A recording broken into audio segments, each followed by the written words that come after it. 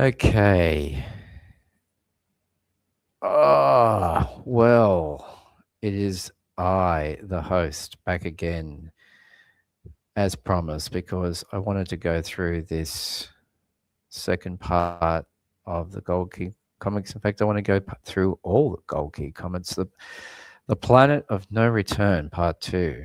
And it took me an hour in the last video to get through that first part of the comic. And it was a wild comic. And obviously, it's the very first comic, and no one knows what the heck is really going on. And we've got characters, and yes, some familiar characters, a little bit of good art creeping through here and there. And of course, this is the great era of Gold Key Comics, which was a Western publishing imprint that started in 1962 after they split from Dell. I don't have no idea what Dell was. I'm going to have to do more research. I mean, is that got any affiliation with what became the computer company? So we have, because it's that Gold Key era, we've got this great part two of the comic book. Yes, here we go. The Planet of No Return. The explorers of planet KG gape in awe as Janice is lowered into a bizarre cattle pen by the running vine plant. Planet of No Return. I mean, for an inspired way to find alienness in things, these just look like bristles and bushes from out in the back forest, backyard, the back bushland, and then turned into some sort of living creature. Vine plant, the running vine plant. Plants come to life. I don't know what these creatures are over here. These weird looking things, but in a pen with their version of cows. I don't know who is speaking here. Hold it. Giant thorns. They may be poisonous. It's like, I don't know. Suffering stardust. Suffering stardust. That they're putting her into some kind of animal enclosure. Oh my gosh, guys. That's a shocker. Oh, now, why can't we scroll that up? All right, we can. Hurry, blast a path through this thorn entanglement. Janice is trapped amid a horde of planetary beasts. If you can call plant people beasts.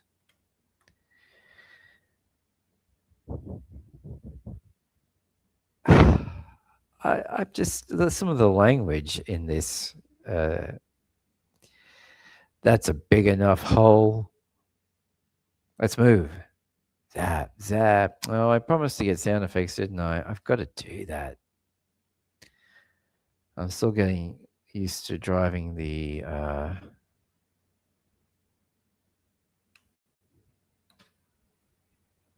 StreamYard. And, I had to do Zoom this week, kids. I had to do Zoom. And I had to sort of refresh my skills of teaching online through a Zoom app. Oh, gosh. Look at that. Great art, though. Now, I'm trying to get to the next file. That's what's taking me so. Oh, has it worked? I think this is correct. Yeah, I think it is. So hopefully we can go a little bit quicker this episode, ladies and gentlemen. We can go a little bit quicker with going through the panels. But then, zing, zip, pop. We've got to pop, everybody. What's that say? Zicko. Great galloping galaxies. I was like, maybe McCoy. Great galloping galaxies. New thorns. The stems are shooting out.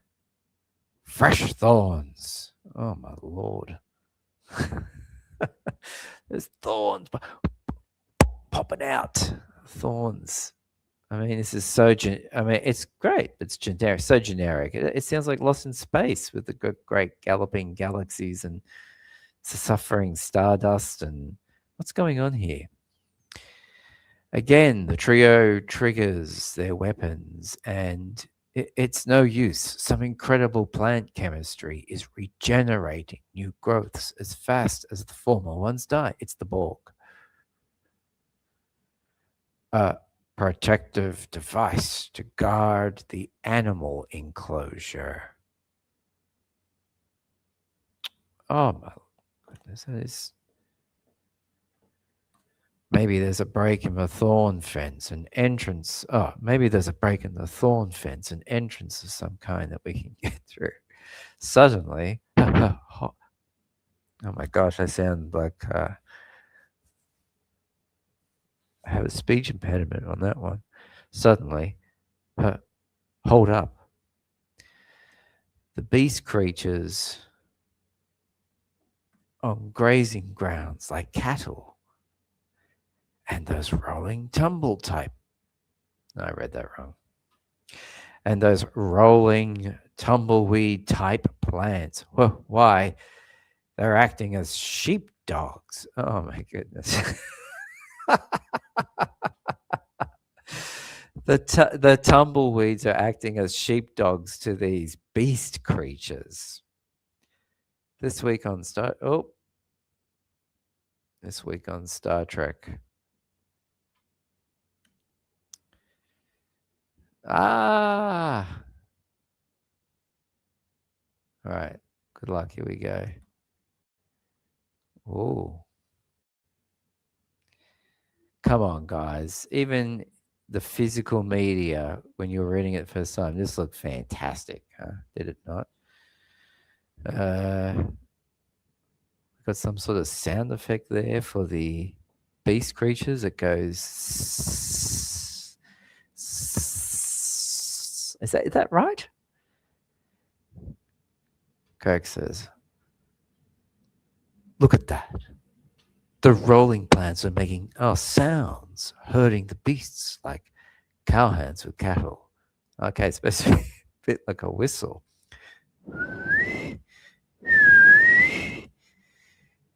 Yes, but where are they hurting them?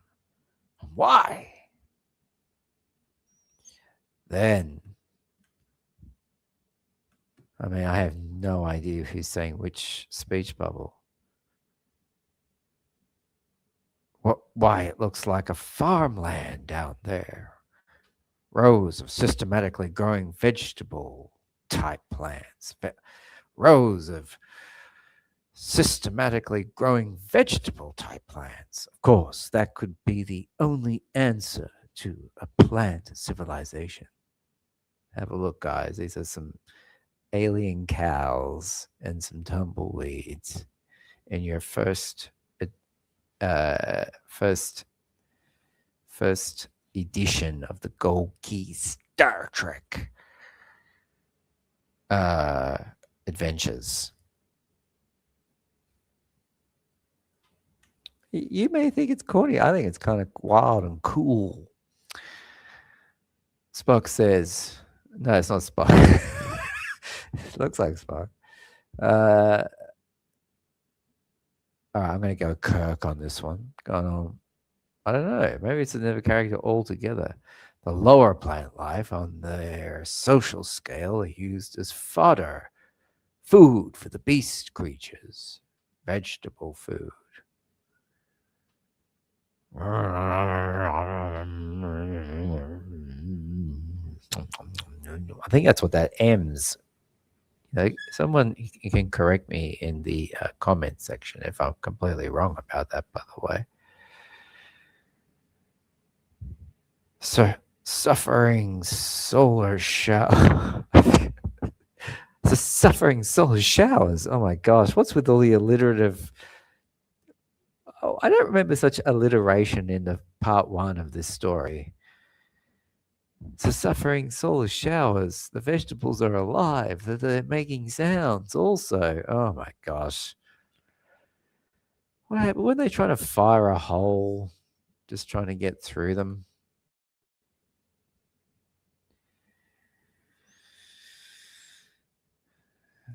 What happens next? Yes, alive, but if their cattle beasts feed on the lowly vegetables, that must mean the superior plants feed on the animals. And Janus is with them, that rock pinnacle. It will give us a view into the cattle pen. Into the cattle pen. I know it sounds crazy though, but if you are up to date in the some of the lore and mythology of the whole UAP, UFO, alien visitation phenomenon, of which I am most definitely a believer, there is a predominant fear that we are some sort of cattle to, you know, that we are being fed upon and that our superiors feed on us and we are just the animals and we are in our cattle pen. So who knows? Maybe, I'm just saying, maybe this first Star Trek with its wildness is throwing that even maybe that wild. I could be wrong. Could be over interpreting it, guys. It could be over interpreting it, but just putting it out there. Just putting it out there. Oh, we got a beautiful panel here. No text at all. Just a bit of action. Wow, that's great. I just like an empty panel, no text, just for you to tell the story and let it play in your mind is great. Look at that's fabulous. Going up that alien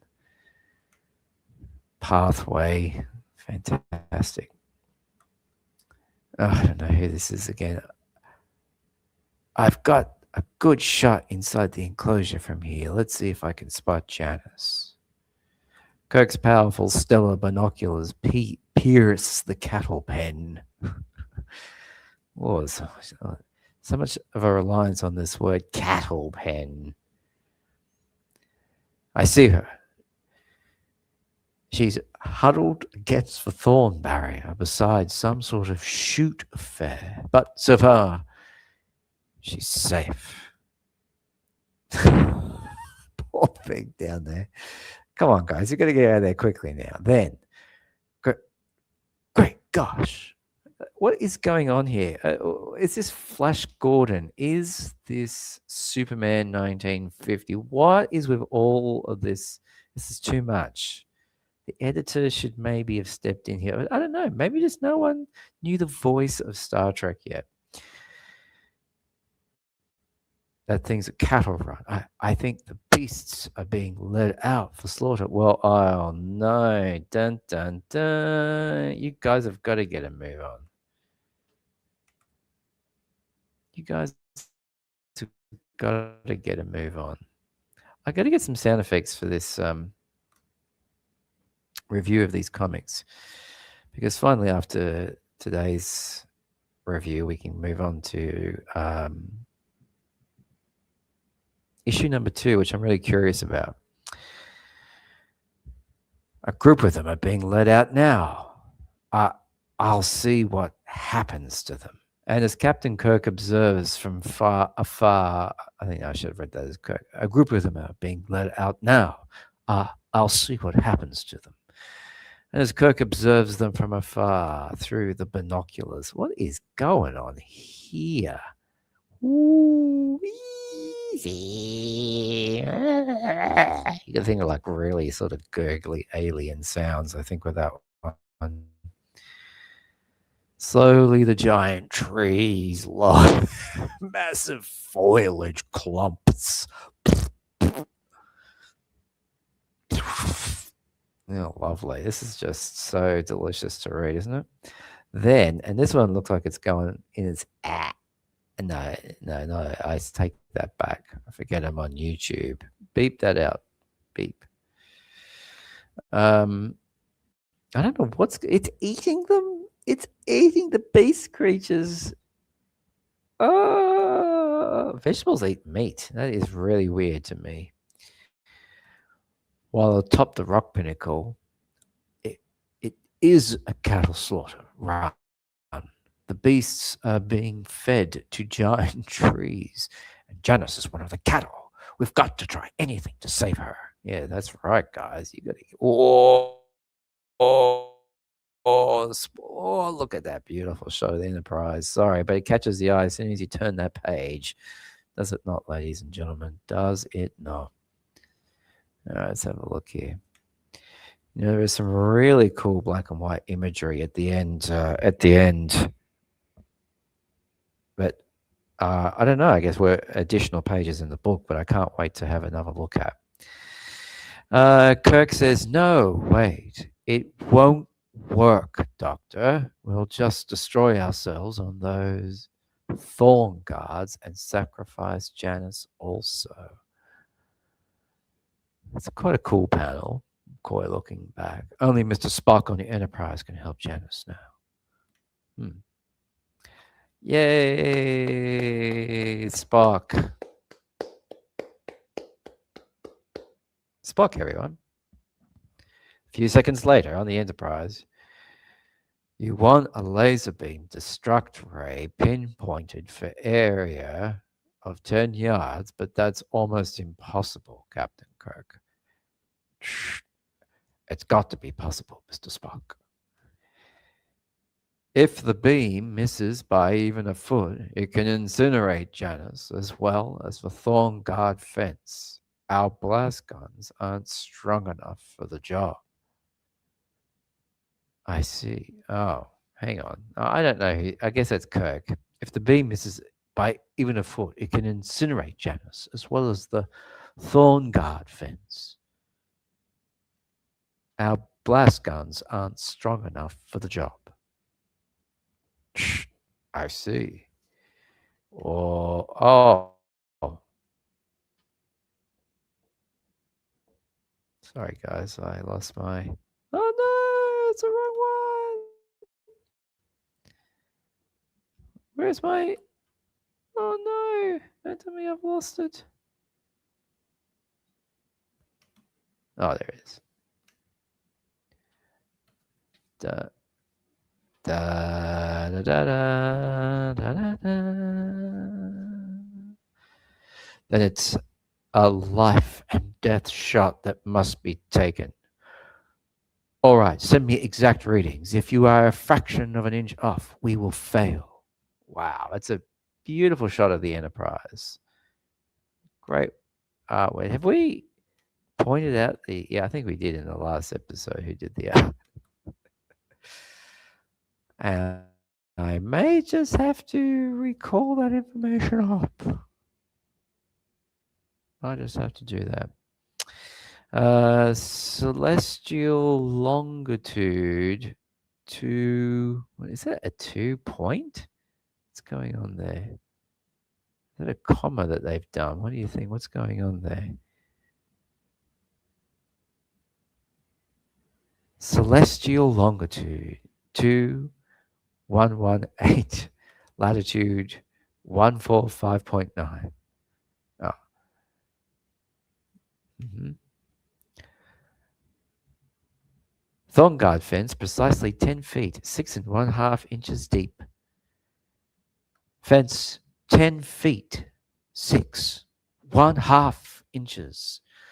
We will be at the point of blast in 3 minutes.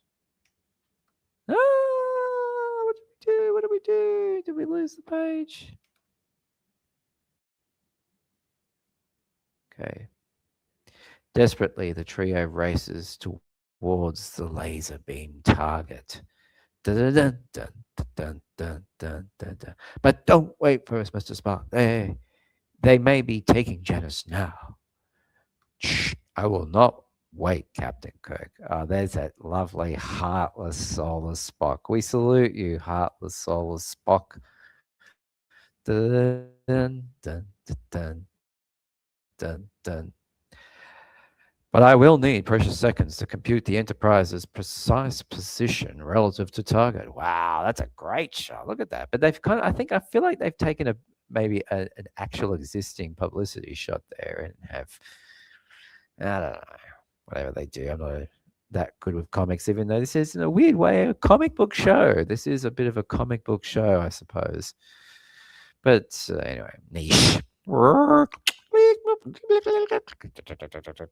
those original Star Trek sound effects. Oh, the action is ramped up, guys. And meanwhile, within the cattle enclosure,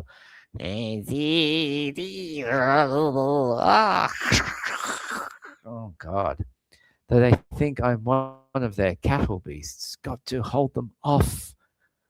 Men are trying to what? The men are trying to help me. That they must be. Yes, the men. Only the men can help you. That's right. The men are on it. It's fantastic, isn't it? I love it. I love it. But it's just like a very naval type of language, isn't it? They would say, "Well, the men are with me," or I don't know. I guess it's like some sort of military. The men are on it. Like it's not. I don't think. Yes, it can sound dated, but at the same time, it's also very part of the vernacular of the more military aspect of being in the star service. Don't you agree? All right, what do we got? Page 28. Page 28. I don't know how many pages we got. I should have checked. Where are we going here? Precious minutes later, as the trio reaches ground zero. Puff, puff. There it is. The chute exit. Spock's blast should burn a hole 5 yards long into it, if all goes well. But if the sheepdog vines lead Janus out before he triggers it, we're sunk. To stop them, he'll have to hit Janus also. But if Super leads Janus out before he triggers it, we're sunk. To stop them, he'll have to hit Janus also. McCoy, what? Don't spoil it for everybody. Then, I don't know. What do you think? Is my audio coming through okay? Tabulations complete. Blast beam in 5 seconds. 5, 4, 3, 2. Look at that there from the Enterprise. How cool is that?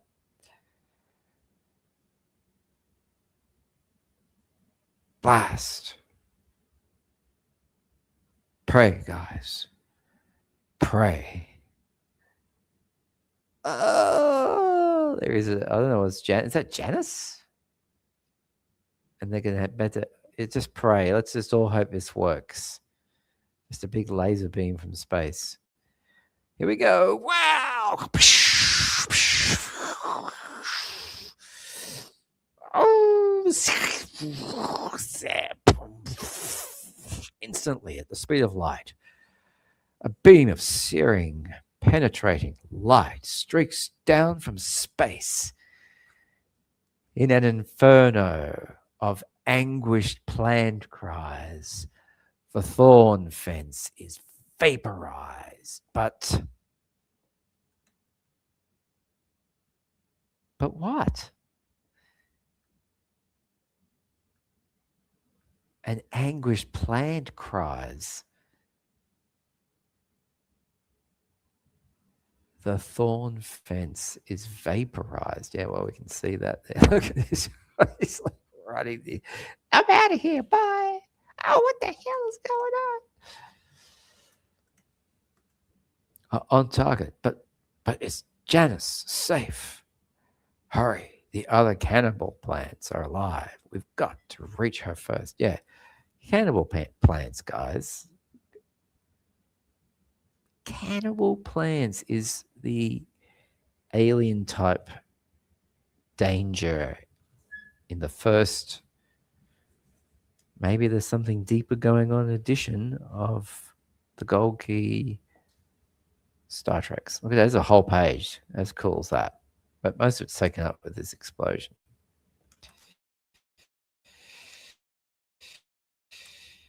Uh, oh, here we go.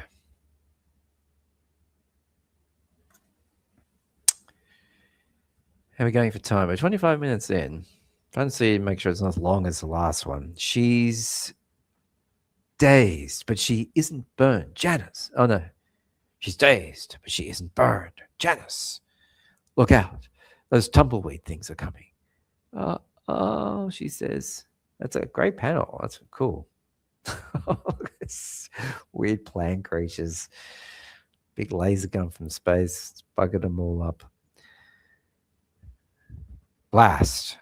Oh, blast ray them. Oh, blast ray them off. I'll get her outside the barrier. Right. Zap. Ooh.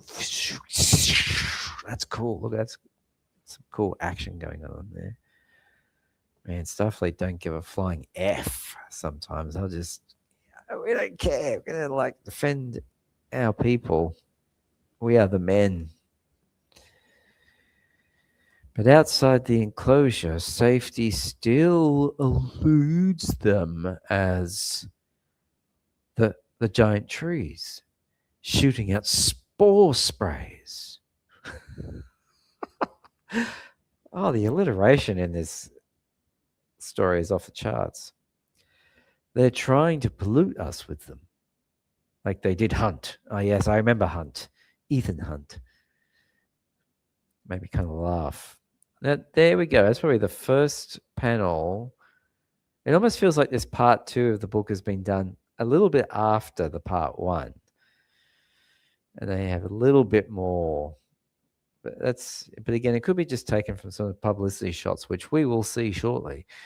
We have her safe. We have a safe. Materialize us aboard at once, Mr. Spock. Giant trees are trying to germinate us. Hurry, hurry. That's cool. All right, here's the beam. I mean, it's early days for Star Trek comics, so seeing what as the doom spores fall, the doom spores. Oh, okay.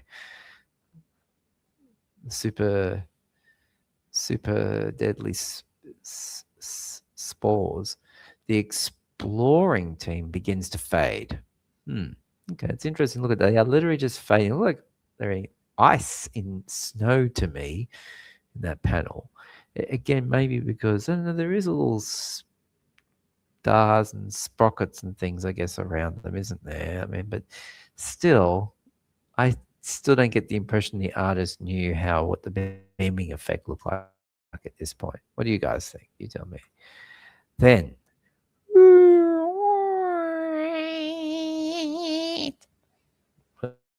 whatever this is going on here, I guess this is dematerializing. Maybe I was wrong. And aboard the Star Spaceship Enterprise. Thank 1,000 star heavens they made it. Who's saying that? Can't be Spock saying.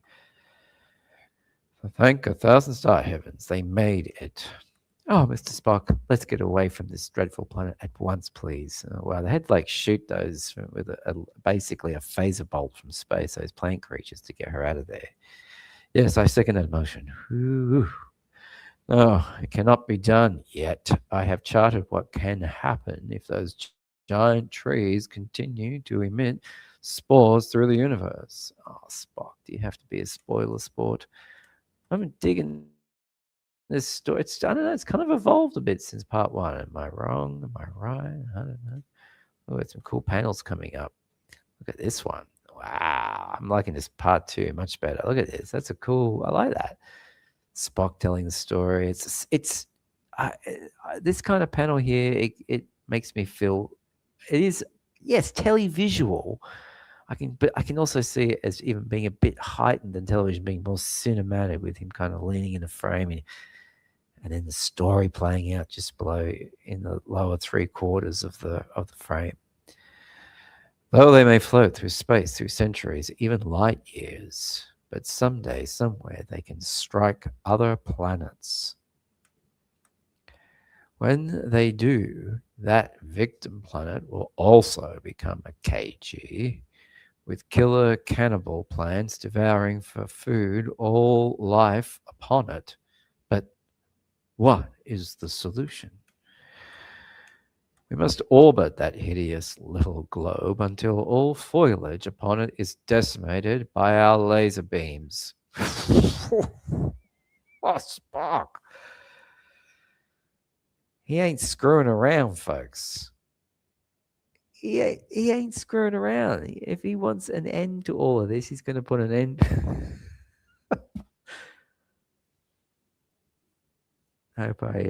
He's going to put an end to it. I have set course for the mission already. Wow. It's just going to like shoot everything. Dun, dun, dun, dun, dun. Captain's log, stardate 1810.1. We are orbiting the planet Kelly Green, performing what will be our last duty here. Yeah, like decimate everything. Time for an ad break, folks. We got some quick takes here.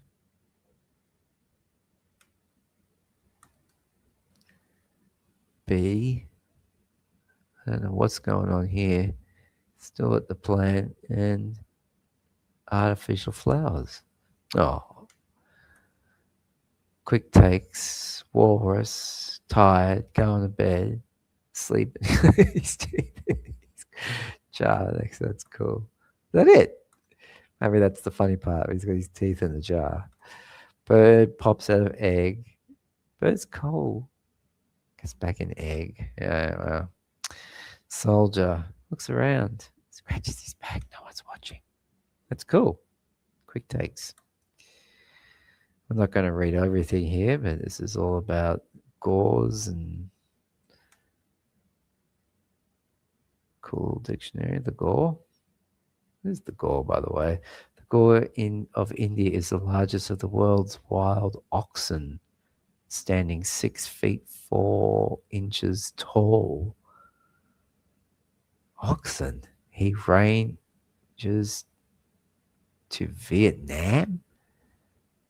Well, by the way, I'm reporting to you today, ladies and gentlemen, from Bangkok, Thailand, and I'm considering going to Vietnam at some point over the next couple of months. The gores graze on jungly hillside. Now, I'm suck it in. Sorry, guys. We're going to have a look at this page.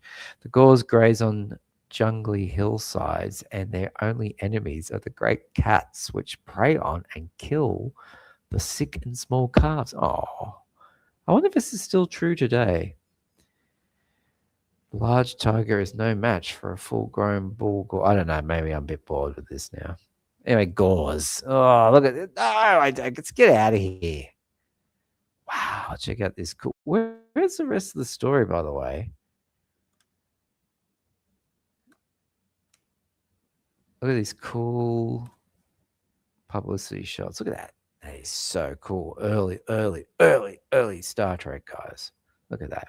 Uniform not quite set yet, but look at that. Big black collar.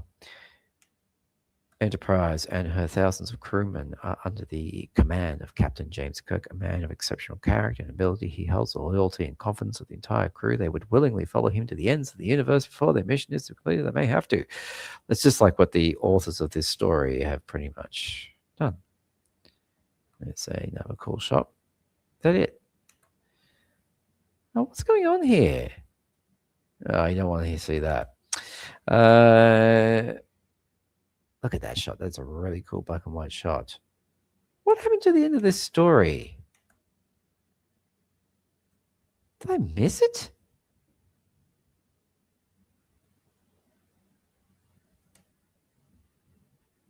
What? Total destruction. A mission that must be fulfilled. Did I not read the last panel? Wow, guys. I really thought I was at the last panel here. When I did the Captain's log, stardate 1810.1. We are orbiting the planet Kelly Green, performing what will be our last duty here. I was kind of shocked at that. And look at all this. Look at this phaser, whatever this is, cloud buildup. Not too sure what that is. Laser bolts. Total destruction, a mission that must be fulfilled before we can continue our tour of the research through the vast reaches of the universe. That is a weird ending. It is an ending, and it is a weird ending. That is not how Star Trek works. Spock just gave them. I'm sorry. I thought there was more to come. I thought there was more after these panel pages here with the quick takes and the got carried down the gore timeline and these awesome bloody pages. Like if I was a kid and I was a Star Trek fan, I was getting this kind of like, yeah, this is cool imagery. Look at this last one. I think this is the back page. I think this is the back page of, this first edition of Star Trek #1 Gold Key Comics Part 2. I enjoyed Part 2 more, but the ending, what? I have only just now comprehended what is going on here. This is insane, guys. That Spock says we have to, even though I was praising the panel work and everything, they did not really have an ending, and they just said, right, it's going to destroy it all. It's a danger. Secret spores will come and get you. They'll just float through space. They'll land on other planets. They will infest and turn into other plant-eating animals. And we have to therefore do this. Total destruction. Whoa. Well, that's it. Now, all of a sudden, my perception about this comic has completely dropped because I was on board with all of the wildness of the silly cannibal eating plant creatures that look like plants from your backyard made bigger and given some tentacles and called alien creatures with some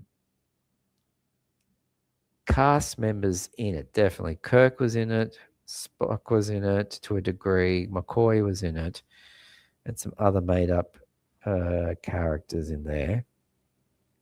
The Enterprise artwork looked great. Some of the car shots looked great. There were very few good ones, which all the few good ones just looked like they were, I don't know, somehow rendered off a publicity photo or something like that.